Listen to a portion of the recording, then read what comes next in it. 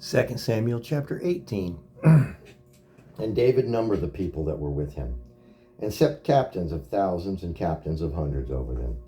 And David sent forth a third part of the people under the hand of Joab, and a third part under the hand of Abishai, the son of Zeruiah, Joab's brother, and a third part under the hand of Ittai the Gittite. And the king said unto the people, I will surely go forth with you myself also. But the people answered, Thou shalt not go forth, for if we flee away, they will not care for us. Neither if half of us die, will they care for us. But now thou art worth 10,000 of us.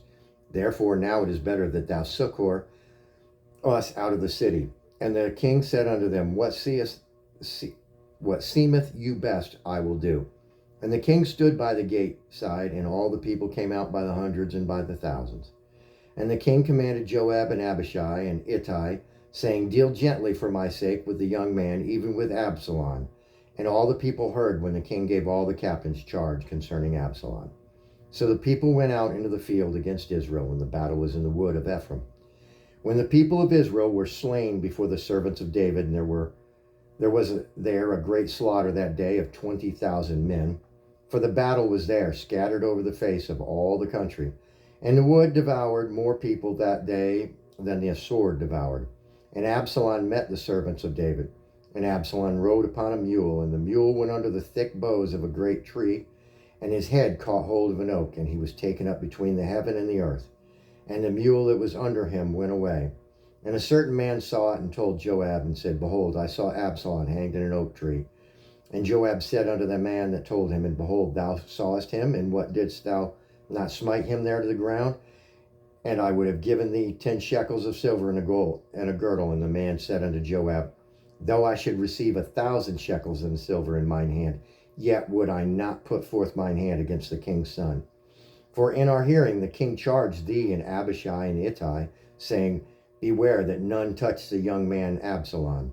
Otherwise I should have wrought falsehood against mine own life. For there is no matter hid from the king, and thou thyself wouldest have set thyself against me. Then said Joab, I may not tarry thus with thee. And he took 3 darts in his hand, and thrust them through the heart of Absalom, while he was yet alive in the midst of the oak. And 10 young men that bore Joab's armor compassed about and smote Absalom and slew him. And Joab blew the trumpet, and the people returned from pursuing after Israel, for Joab held back the people. And they took Absalom and cast him into a great pit in the wood, and laid a very great heap of stones upon him, and all Israel fled, every one to his tent.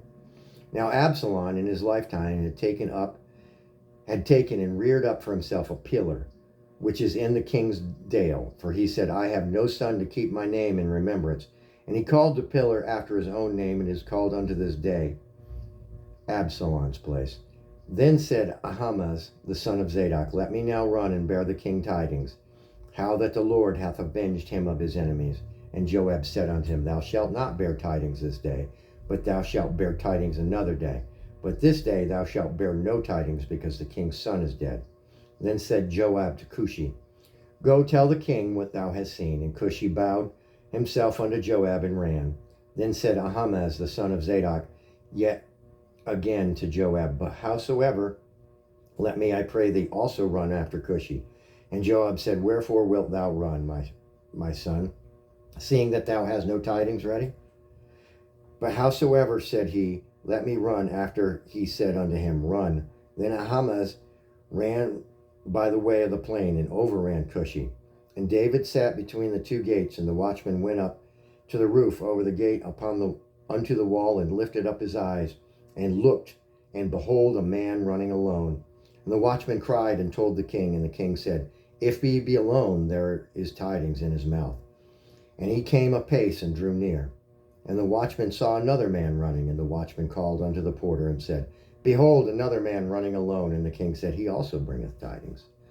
And the watchman said, Methinketh the running of the foremost is likely the running of Ahimaaz, the son of Zadok. And the king said, He is a good man, and cometh with good tidings. And Ahimaaz called and said unto the king, All is well. And he fell down to the earth upon his face before the king, and said, Blessed be the Lord thy God, which hath delivered up the men that lifted up their hand against my lord the king. And the king said, Is the young man Absalom safe? And Ahimaaz answered, When Joab sent the king's servant and me thy servant, I saw a great tumult, but I knew not what it was. And the king said unto him, Turn aside and stand here.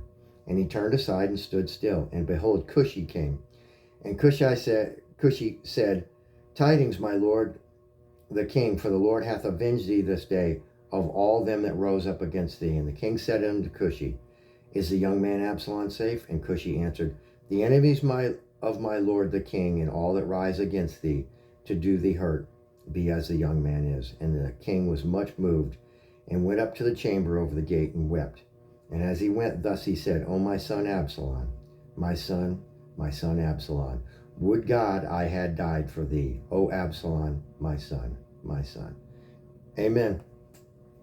That was 2 Samuel chapter 18.